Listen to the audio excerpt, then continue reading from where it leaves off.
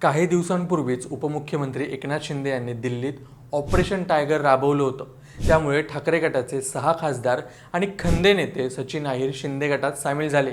या धक्क्यातून ठाकरे गट अजून सावरलाही नव्हता, तोच आता नाशिकमधून एक अत्यंत खळबळजनक बातमी समोर आली आहे। एकनाथ शिंदे यांच्या शिवसेनेने आता ऑपरेशन टायगर 2.0 सुरू केल्याची जोरदार चर्चा आहे। यावेळी मुख्य लक्ष आहे नाशिक महानगरपालिका। सूत्रांच्या माहितीनुसार ठाकरेंचे तब्बल 10 ते 12 माजी नगरसेवक शिंदे गटाच्या संपर्कात आहेत। त्यांच्यात अत्यंत गुप्त बैठका पार पडल्या आहेत। या नगरसेवकांना आकर्षित करण्यासाठी प्रभागनिहाय तब्बल 5 कोटी रुपयांचा विशेष निधीची ऑफर देण्यात आल्याची चर्चा आहे। दुसरीकडे big boss fame reel star Hindustani भाऊ यानेही सोशल मीडियावर एक व्हिडिओ शेअर करत उद्धव ठाकरेंना थेट इशारा दिला होता। त्याने 7 सप्टेंबर ही तारीख लक्षात ठेवण्यास सांगितली।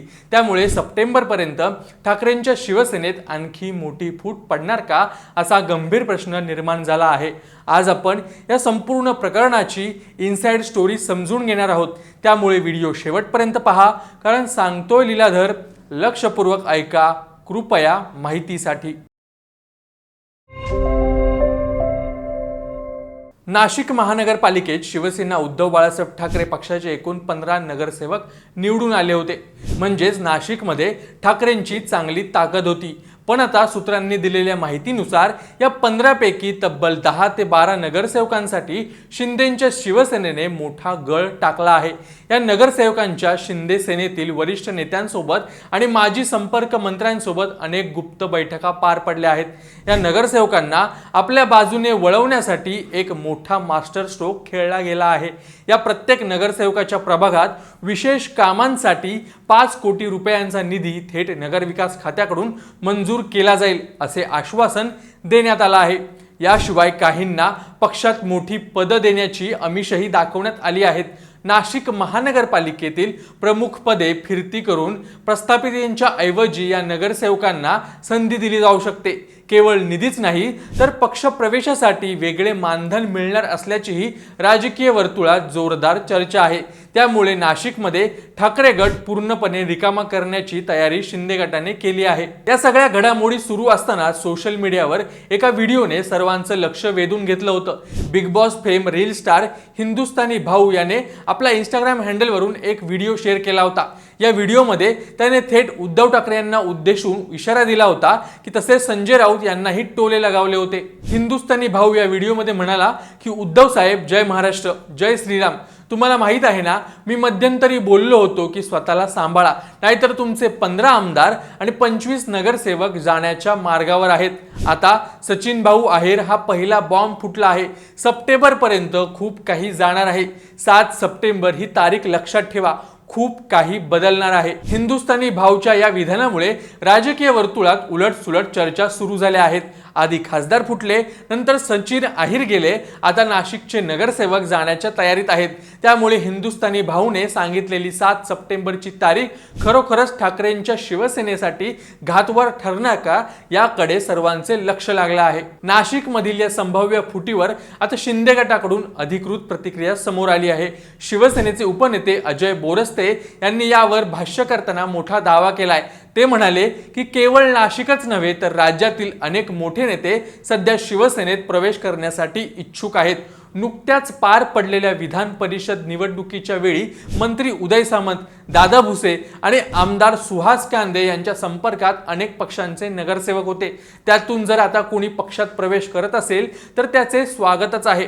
अजय बोरस्ते यांनी पुढे सांगितले की ही कोणतीही राजकीय ऑपरेशन नाही, तर हे उपमुख्यमंत्री एकनाथ शिंदे यांच्या कामाचे आणि नेतृत्वाचे आकर्षण आहे। आगामी जिल्हा परिषद निवडणुकीच्या पार्श्वभूमीवर ग्रामीण भागातही ठाकरेंच्या पक्षाला मोठं खिंडार पडणार असल्याचा दावा त्यांनी केला आहे। यापूर्वी जेव्हा शिंदे सेनेची स्थापना झाली होती तेव्हा सुरुवातीला प्रवीण तिदमे ठाकरे गट सोडून गेले होते। त्यानंतर अजय बोरस्ते यांच्यासोबत 12 माजी नगरसेवकांनी एकाच वेळी शिंदे गटात प्रवेश केला होता। त्यावेळी महानगरपालिकेत प्रशासकीय राजवट असतानाही या नगरसेवकांच्या प्रभागात सुरुवातीला 2 कोटी आणि नंतर 2 कोटी असा एकूण 4 कोटींचा निधी देण्यात आला होता। आता तीच रणनीती पुन्हा वापरली जात आहे। शिंदे सेनेचा हा आक्रमक विस्तार पक्षवाढीसाठी अत्यंत उपयोग ठरत असला तरी पक्षांतर्गत मात्र सगळेच आलबेल नाहीये। सूत्रांच्या माहितीनुसार नाशिकमधील शिंदे सेनेचे काही मूळ नगरसेवक आणि पदाधिकारी सध्या अस्वस्थ आहेत। या अस्वस्थतेचे मुख्य कारण म्हणजे प्रस्थापितांची पदे काढून काही नवीन येणाऱ्या पदाधिकाऱ्यांना दिली जाणार आहेत। महानगरपालिकेतील प्रमुख पदे फिरती करण्याचा विचार सुरू असल्याने जुन्या कार्यकर्त्यांमध्ये नाराजीचा सूर आहे। बाहेरून येणाऱ्या नेत्यांना 5 कोटींचा निधी आणि मोठी पदे मिळणार असतील तर मग आम्ही पक्ष स्थापनेपासून केलेल्या संघर्षाचं काय, असा प्रश्न जुने नगरसेवक आता विचारत आहेत। दुसरीकडे हा मोठा पक्षप्रवेश सोहळा कधी होणार यावर अजून शिक्कामोर्तब झालेले नाहीये। सध्या होऊ घातलेला मंत्रिमंडळाचा विस्तार आणि अचानक उद्भवलेले उपमुख्यमंत्री एकनाथ शिंदे यांचे आजारपण यामुळे हा मुहूर्त काहीसा लांबणीवर पडल्याचे बोलले जात आहे। पण पडद्यामागची तयारी पूर्ण झालेली आहे। एकीकडे नाशिकमध्ये नगरसेवक फुटण्याच्या चर्चांना उधाण आलेले असताना दुसरीकडे नाशिकमधील ठाकरे गटाच्या स्थानिक नेत्यांनी मात्र सावध पवित्रा घेतला आहे।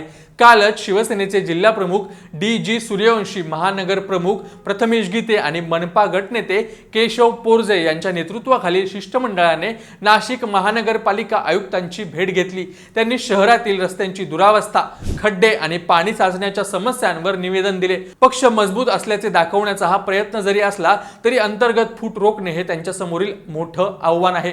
नाशिकच्या या भूकंपाची चर्चा सुरू असतानाच मुंबई महानगरपालिकेतूनही ठाकरे गटासाठी एक वाईट बातमी समोर आली आहे। मानखुर्द शिवाजीनगर परिसरातील ठाकरे गटाच्या नगरसेविका रोशन इरफान शेख यांचे जात प्रमाणपत्र परभणी येथील जात पडताळणी समितीने अवैध ठरवून रद्द केले आहे।